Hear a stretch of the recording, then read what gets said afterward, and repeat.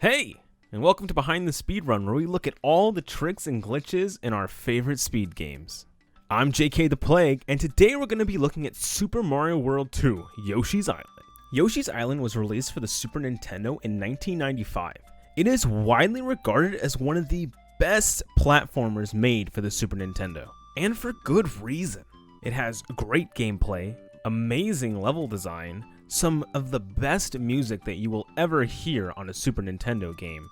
The only downside would be this stupid baby.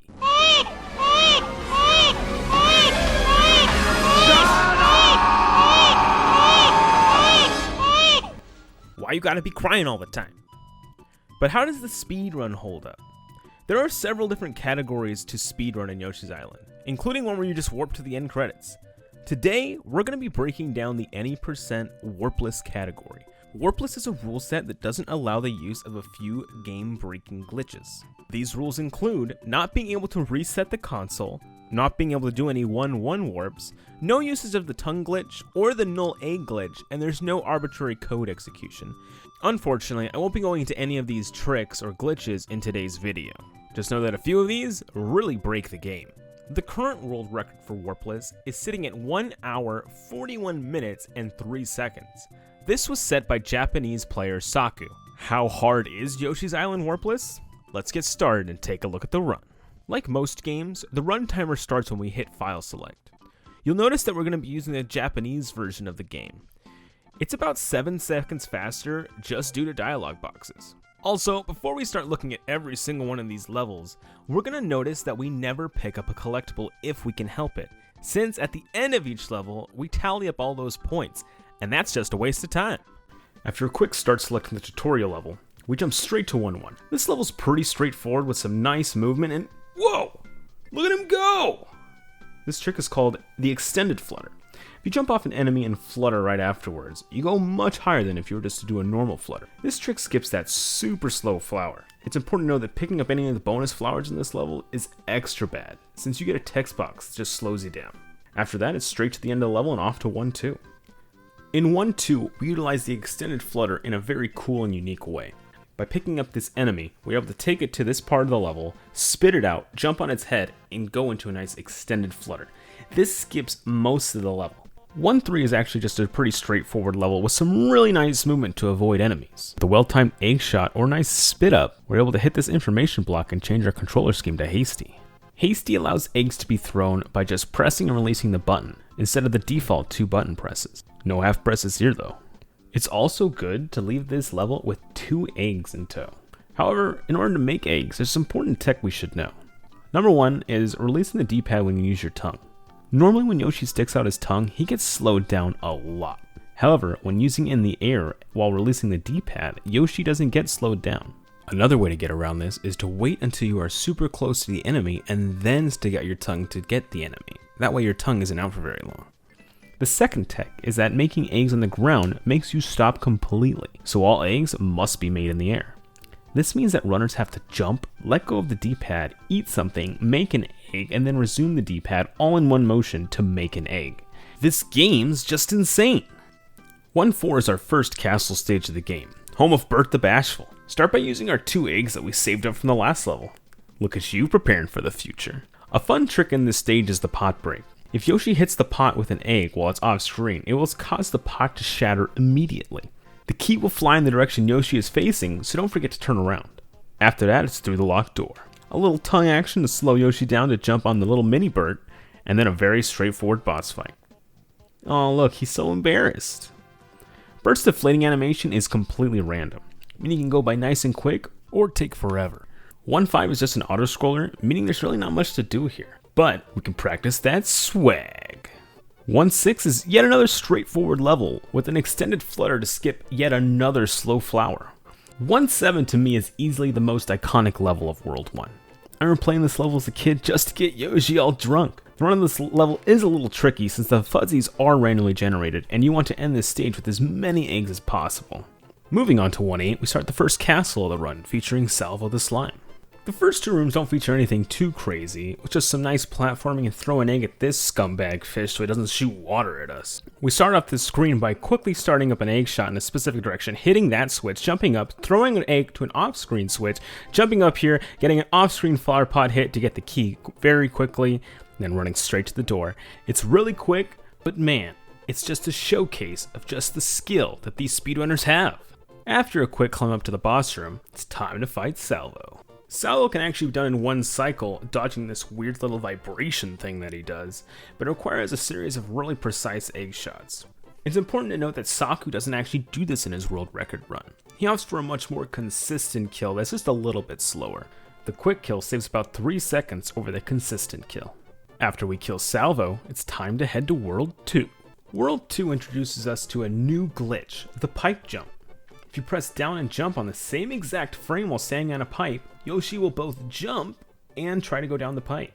This will skip the animation of climbing down the pipe. The other part of this trick is being able to warp to adjacent rooms. Warpless only keeps us from warping to 1-1, so this warp is perfectly legal. This trick only saves a small amount of time, but since it's possible to do this for multiple pipes throughout Yoshi's Island, we're going to see this trick very often while we look at this run.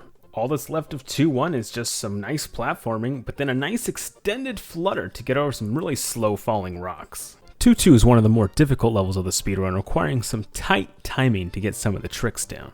For one of the tricks, we're going to need one of those toadies, one of those guys that comes down to take Baby Mario. We just take some damage and down they come, grabbing one and taking him where we need to go. With Toady in hand, we skip another slow flower by doing an extended flutter into a new trick, the perfect flutter. We'll talk about the perfect flutter in a later level, so just bear with me for now. After the perfect flutter, it's a climb to where we're going to use our little toady buddy. We spit him out and he flies up, and we jump onto him into an extended flutter to get over this pole and over to the platform on the right. All that stuff with the toady is done to skip becoming Baby Mario, which saves a tremendous amount of time. The last screen is another spit up setup into an extended flutter, and then it's just a maze of slopes. You'll notice runners always jumping to avoid walking along slopes, and that's just because slopes slow Yoshi down. By jumping, we maximize our speed throughout these levels, so just keep an eye out for it while we go through the run. 2-3 isn't as trick heavy as 2-2, with just some precise throws to save time, and one extended flutter. 2-4 is home to Bigger Boo. After a quick first room, a bunch of stuff is skipped thanks to the gate hack.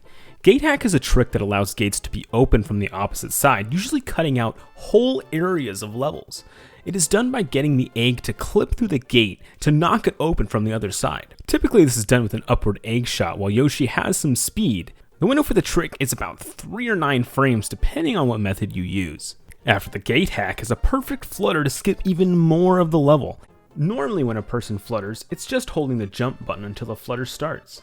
However, that's unoptimal. By releasing B at the peak of the jump and then quickly repressing it, you will gain a small amount of height during the flutter. For max height, there's only a 3-frame window. However, some places don't need the max height, opening the window to at least 5 frames. All that's left is some nice flutters, a room with some boos, and a sick looking spinny room. Some easy bounce shots to kill the big bad Boo, and you're done with 2-4. In 2-5, the main trick that we see is the runner picking up a shell and taking it to the end of this screen for a sick spit jump. After that, it's just a sprint to the finish. 2-6 is just a nice straightforward platforming level. Just gotta be good. It is important to note though that we want to leave this level with at least 4 eggs. Those 4 eggs will come into play in 2-7 where we get yet another glitch. Normally in this stage, there are these bullet bill launchers that prevent Yoshi from going a certain way in the stage. However, in Yoshi's Island, the game can only load 23 sprites on the screen at one time.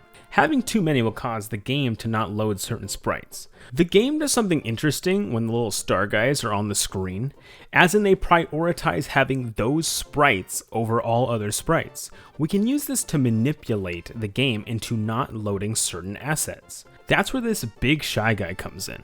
When we swallow the big shy guy, we get a large egg. The mechanics of the large egg are different than the small egg. When we throw a large egg, when it hits the ground, all of the enemies on screen become a star. Now that the stars are on screen, it'll prioritize loading those stars over the bullet bills that are not yet on screen. So as we move to the left, presto, they're gone. After that, it's just some tricky flutters, some precise falling, And we don't need that car. 2-8 is home to Roger the Potted Ghost. Wait, is that right?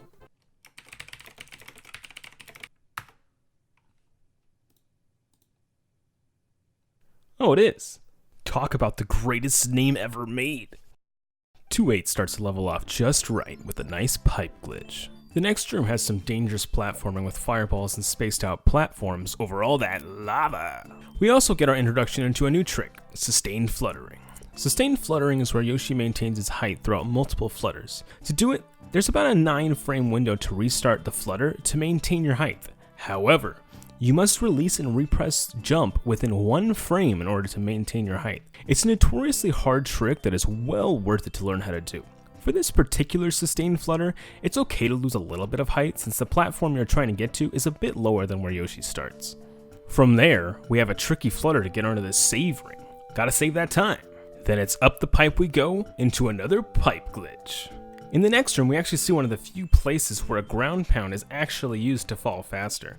While ground pounding, Yoshi falls at twice the speed, but since there's a wind-up animation as well as a landing animation, it only saves time if you fall over 42 frames. The next trick we see is the tongue turn. Since tonguing a wall causes Yoshi's speed to drop to 0, we can easily utilize this to make a quick turnaround to go the other way. Hopefully you brought maximum eggs for this next room. Unfortunately, this pot cannot be just shot off screen like the other ones. So we take all of our eggs, jump to the other side, and we just start unloading.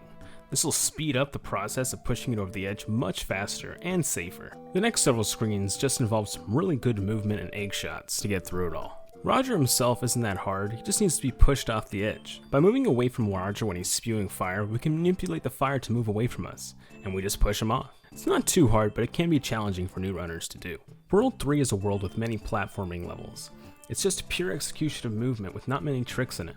Sorry, but there's just not much to talk about here.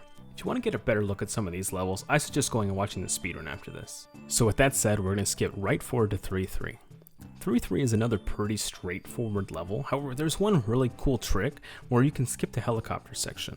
By grabbing a monkey and spitting him onto this little platform here, we're able to jump up right above him and hold down the entire time while we bounce on top of him.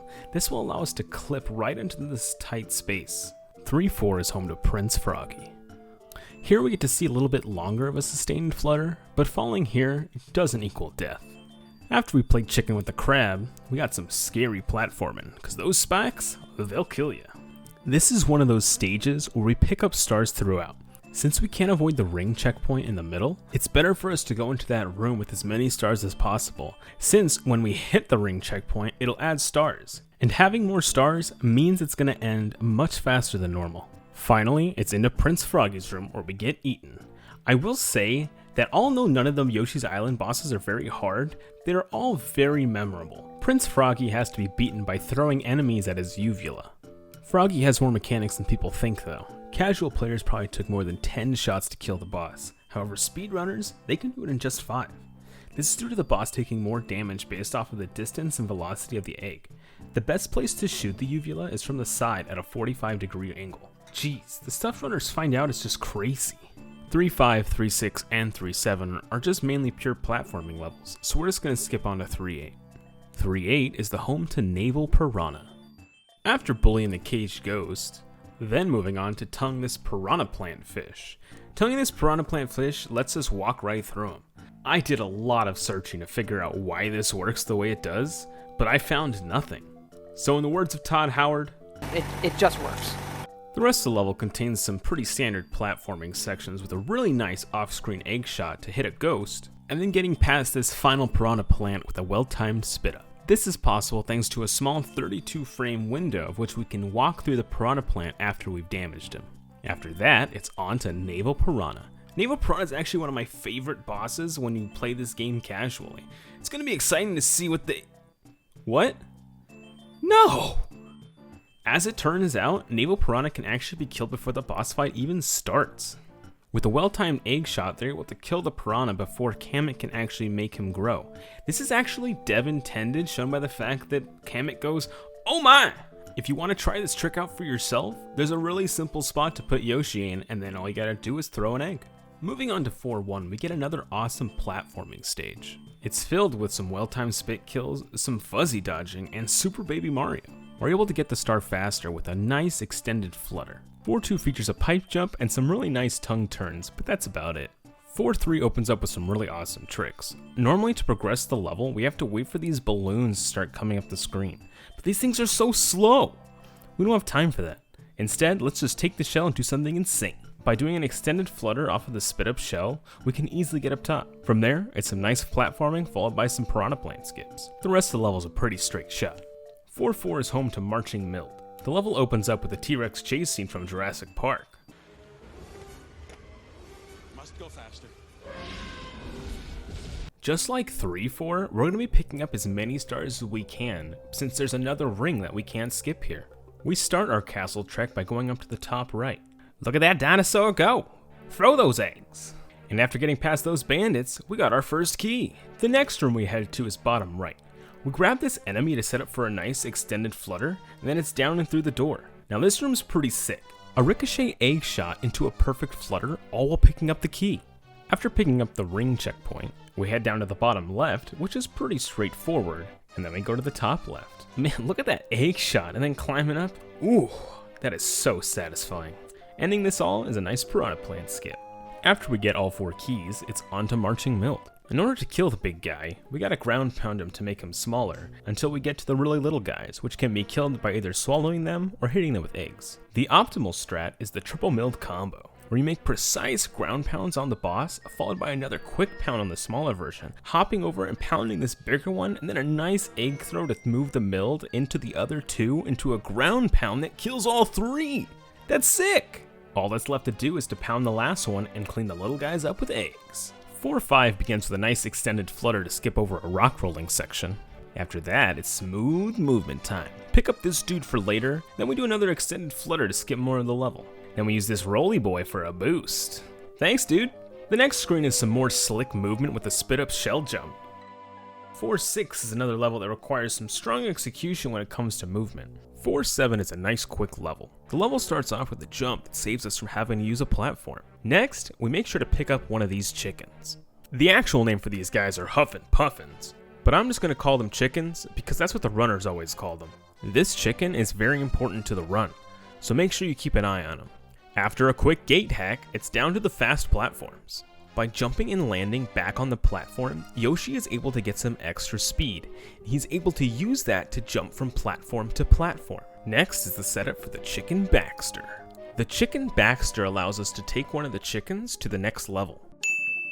To do this, we must get ready to throw the chicken and then cancel it on the same exact frame that Yoshi triggers the goal ring. Not only that, but the sprite ID of the goal ring must be lower than the chicken. That doesn't make sense. Let me explain. Every sprite is given a numerical ID, and when one disappears, it gets reassigned to a different sprite as it gets loaded onto the screen.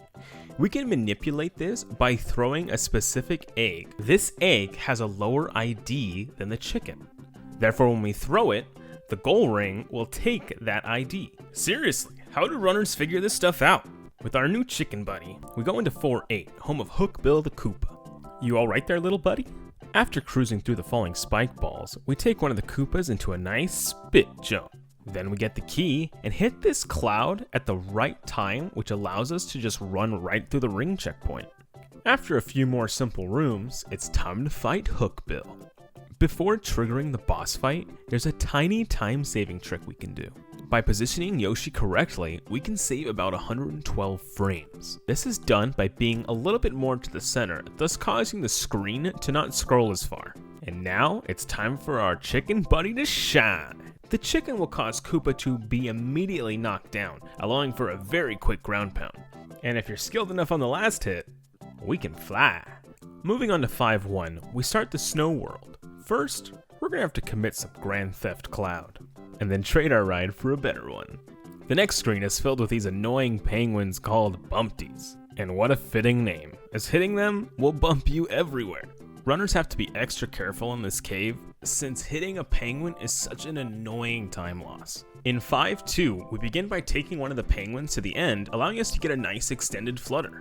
Going up to the next screen, we jump onto one of these struggling penguins. Silly penguins, you guys can't fly.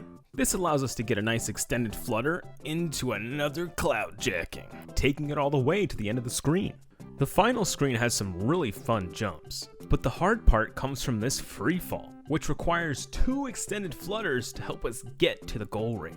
For 5-3, we start off by grabbing this melon, using it to get up and over a small little section. Then, by jumping onto this fish, we can extended flutter up and over the rest of the screen. The second screen is mainly platforming, but we get to jump on a bunch of penguins. The third screen is more platforming with a really nice egg throw. Then it's off to the final section with Ski and Yoshi. 5-4 is the most famous level of the speedrun, and for good reason. But let's get there first. We grab a shy guy early on and take him so we can jump on him to get over some spikes. Continuing the climb, we see a couple off-screen shots and a bunch of stair climbs. The fastest way to move upstairs is to jump, but we should allow Yoshi to run for just a few frames in between each jump. After a pretty simple second screen, it's time for the ultimate trick in Yoshi's Island, the famous 5-4 skip. Normally to do this section, we would have to take the platform all the way through the level. It is very slow to do as it's essentially an auto-scroller. So instead of using the platform, we have to do sustained fluttering all the way through? Oh my god! But wait, there's even more to this trick. There are 3 sections in which we need even more height, and in order to get that height, we need something to jump on. That's where these bats come in. By manipulating them to go in the direction that we want, we can utilize them to clear the parts that we need to get over. This trick is very easy to fail, with death being an automatic run killer. Watching these guys do this is just insane. Look at this guy, and then look at me. I'm right behind you, Andy. Come on. Yeah. After 5-4 skip, it's time to fight Sluggy the Unshaven.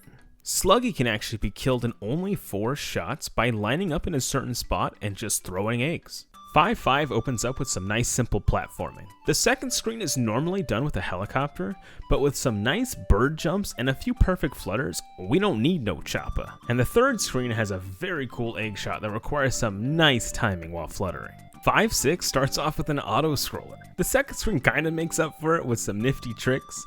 The first is this jump off an egg throw. Then we do an extended flutter to pass this spiky platform. Then we get some nifty egg throws to help us end the level. Going into 5-7, the first screen has such an insane platforming section. Precise jumps, boosts, and enemy dodging makes for one exciting screen. We even get a pipe glitch. The next screen contains an infamous run killer, the dreaded piranha plant. Messing up the piranha plant skip here is excruciating. But if you succeed here, here's a nice pipe glitch to make up for it. 5-8 is a very cool castle home to Raphael the Raven. This castle is filled with such awesome movement that it's very hard not to show it all. It's a fun climb to watch and even more fun to execute perfectly. Raphael himself is also very straightforward. You just have to hit the post into him 3 times. It's not a hard fight, but there is some RNG to it depending on which way he goes. 6-1 and 6-2 are yet more execution-based levels. There are a couple dangerous parts, but overall it's just well-timed jumps and egg throws. Moving on to 6-3, we use these spinning logs to fly. By hitting the logs while they are spinning, Yoshi can be thrown up and over things. We use it twice in this level, mainly to skip having to wait for the logs to stop spinning. After that, it's Return of the Fuzzies, and then a pretty straightforward run to the finish. 6-4 is home to Tap Tap the Red Nose. The first screen has some nice platforming to dodge some pesky fireballs, and a cool little boo kill with a rolling Shy Guy. Then, an extended flutter to fly over the rest. This leads us to another salvo fight. We just gotta kill him and take his key. The next screen is a pipe maze that we can skip entirely by doing an extended flutter into a perfect flutter. Next, we get to see another sustained fluttering strat, the lava skip. The lava skip is another dangerous strat, and it only saves 3 seconds, but man is it juicy. Finally, it's time to fight Tap Tap. Tap Tap is killed most optimally with a 4-shot strat. It's a little challenging, but man, it looks super sick. 6-5 is, another auto-scroller? Don't worry though, this one has a trick halfway through it. In fact, it introduces a trick I haven't had to mention before. If Yoshi jumps the first frame he touches the ground, the game doesn't actually put him in the grounded state. We call this a perfect jump. perfect jump does a couple things, but the one that we care about in this case is the fact that when we perfect jump, the camera does not scroll up. So, by jumping up to the ledge above this pink block and inputting a perfect jump on the ledge, the game will not trigger the auto-scroller here, allowing us just to run straight to the end of the level. This saves 25 seconds. 6-6 is a long maze level. However, we're not a fan of mazes, so let's just skip it by grabbing this key through the wall. With some precise tongue and jump action, Yoshi's tongue is able to get far enough to touch the key.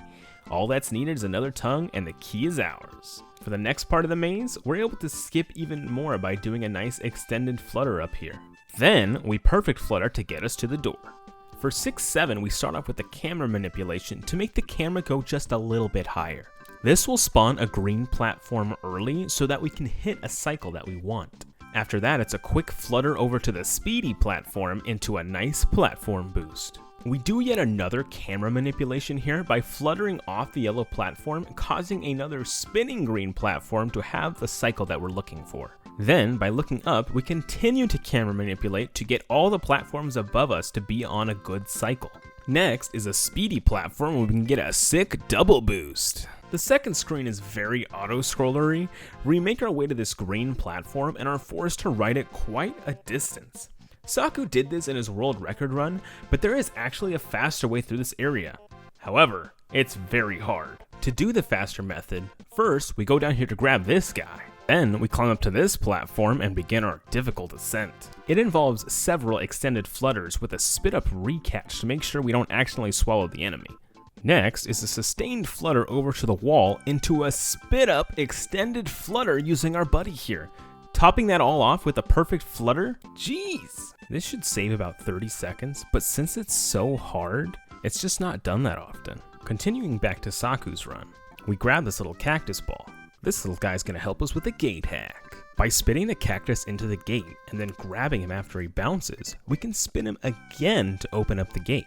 I suppose the game loads the cactus moving left for a few frames, which runs into the gate from the other side and opens it for us.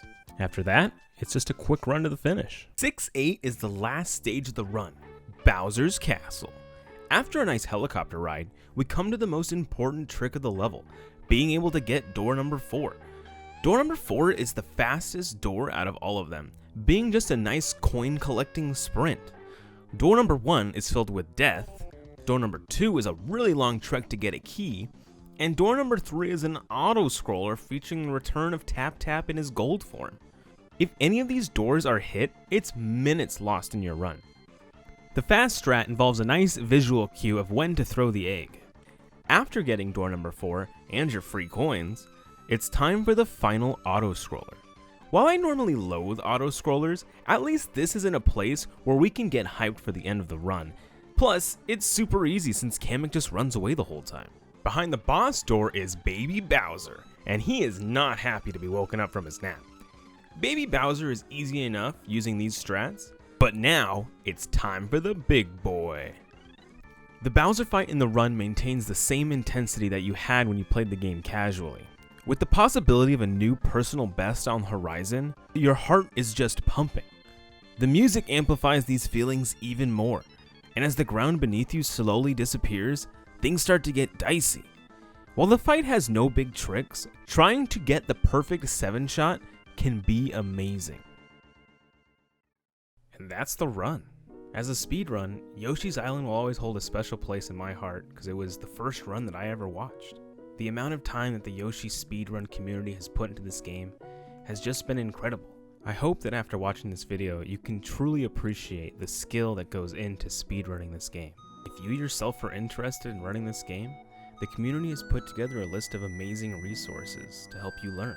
Thank you to Saku for letting me use his world record run in this video, and thanks to Nintendo for making this beautiful game. I'm JK the Plague, and this has been Behind the Speedrun.